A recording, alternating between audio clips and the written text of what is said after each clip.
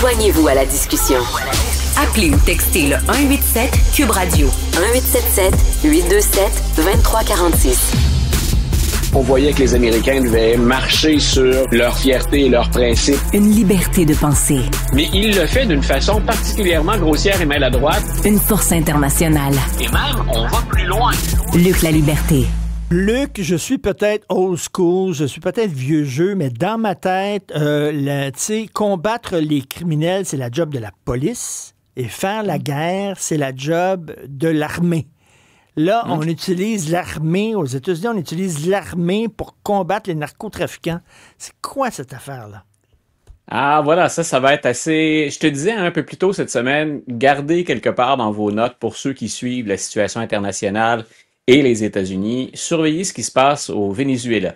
Donc, le président avait soufflé mot de deux choses. Une assez spectaculaire, à laquelle tu viens de référer. On tire sur des navires près des côtes du Venezuela depuis un certain temps déjà, puis on dit le faire au nom d'une guerre contre les narcotrafiquants. Et de l'autre côté, je t'avais dit, le président, ça on en a moins parlé, je trouve, dans les médias, mais le président avait dit, j'ai autorisé des activités, des opérations de la CIA au Venezuela. On revient aujourd'hui. Qu'apprend-on encore? Que fait-on? Que suspecte-t-on? Ben là, c'est drôlement intéressant. Là, c'est pas de prendre parti pour un camp ou pour l'autre. Là, c'est ce qu'on imagine de plus en plus, c'est que ce que souhaite le gouvernement de M. Trump ou l'administration Trump, c'est ce qu'elle avait déjà mentionné dans le premier mandat, c'est qu'on serait pas contre un changement de régime au Venezuela. Pour quel motif ensuite? Ben là, il y a beaucoup de choses sur la table. On peut parler de l'instabilité du régime, de la corruption du régime, on peut parler de non-respect des droits humains, de violence, de criminalité, de drogue, parce que c'est une des choses dont on accuse Maduro du côté des Américains, pas toujours ouvertement, mais souvent dans les coulisses.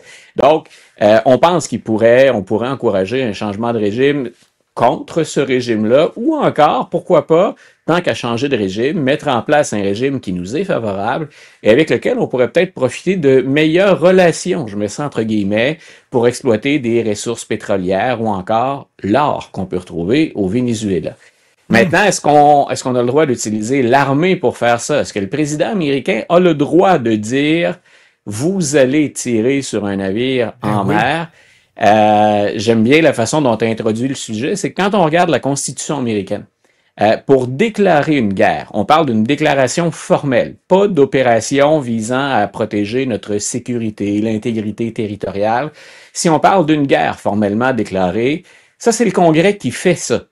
Ça ne veut pas dire cependant que le président n'a pas le droit, puis on imagine qu'il y a une raison tout à fait logique et très terre à terre. Le président est mis au courant d'une menace, il agit, puis il demande à l'armée d'intervenir.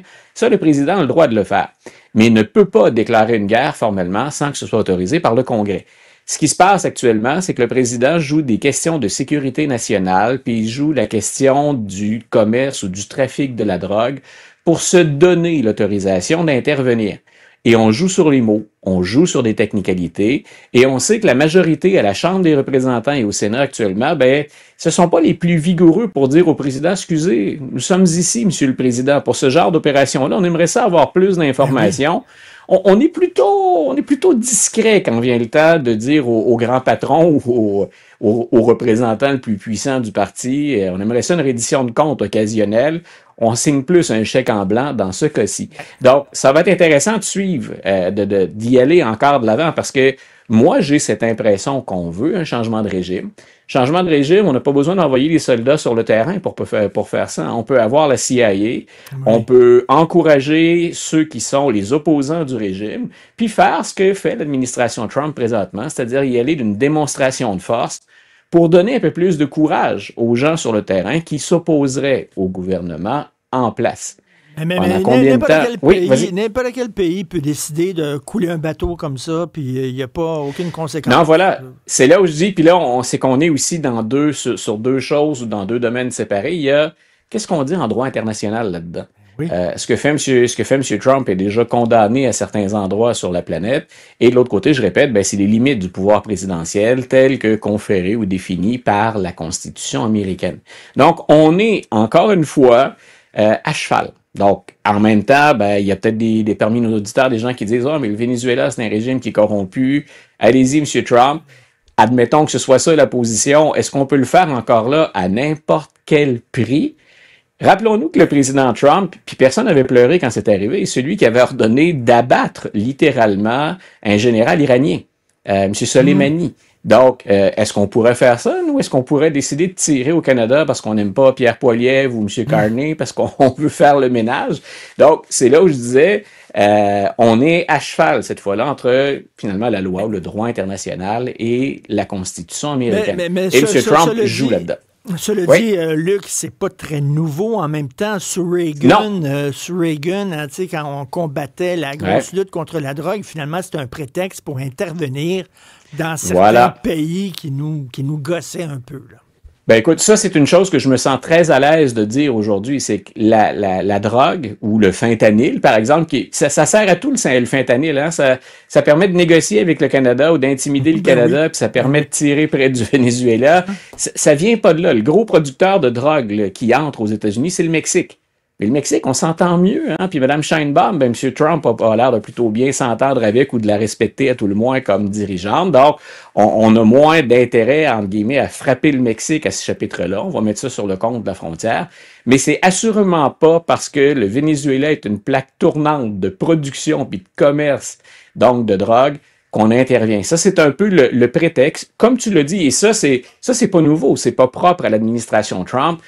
Pendant à combien de reprises dans l'histoire américaine, au moment où on appelait d'ailleurs l'Amérique centrale puis l'Amérique du Sud la cour arrière des États-Unis, c'est le titre d'un livre qui avait fait école en la matière, ce que le gouvernement américain s'est permis d'intervenir puis d'encourager, financer, secrètement ou pas, des renversements de régime, oui, c'est déjà arrivé. Donc, attendons d'en savoir plus pour le Venezuela, mais ça ressemble drôlement à une opération, entre guillemets, traditionnelle, malheureusement, des forces américaines. Et rapidement, là, ce qui s'est passé avec Donald Trump, là, visiblement, il ne veut pas d'entente avec le Canada. On s'entend que la pub de Doug Ford, c'est un prétexte, là. Ah, ça, écoute, c'est intéressant de voir ça parce qu'on a même fait intervenir la bibliothèque Reagan. Hein? M. Trump a dit on a menti, puis là, il dit on a pris le Canada en défaut. La bibliothèque Reagan a dit ben écoutez, on a trafiqué le discours de M. Reagan et ils ont raison, mais ce n'est pas un mensonge.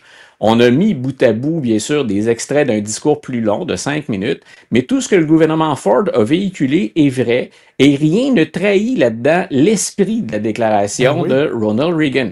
C'était dans un contexte de négociation avec le Japon, entre autres pour les voitures japonaises, qui étaient moins chères que les voitures américaines. C'est une autre époque, mais pas si lointaine, où c'est les voitures japonaises qui étaient le grand compétiteur des voitures américaines.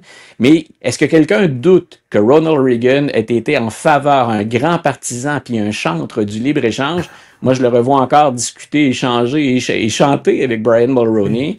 Assurément, il utilisait les tarifs comme on le fait à l'occasion.